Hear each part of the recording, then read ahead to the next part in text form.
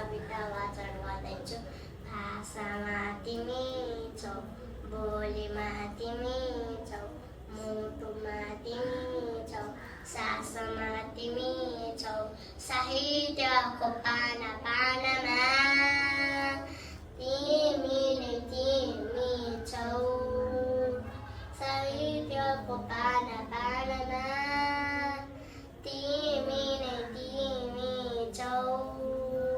फेरि आउन लाउन भानु तिमी, छुटेर होइन टुटेर लाउन, सङ्गर्न सङ्गर्न सङ्गर्न सिकाऊ।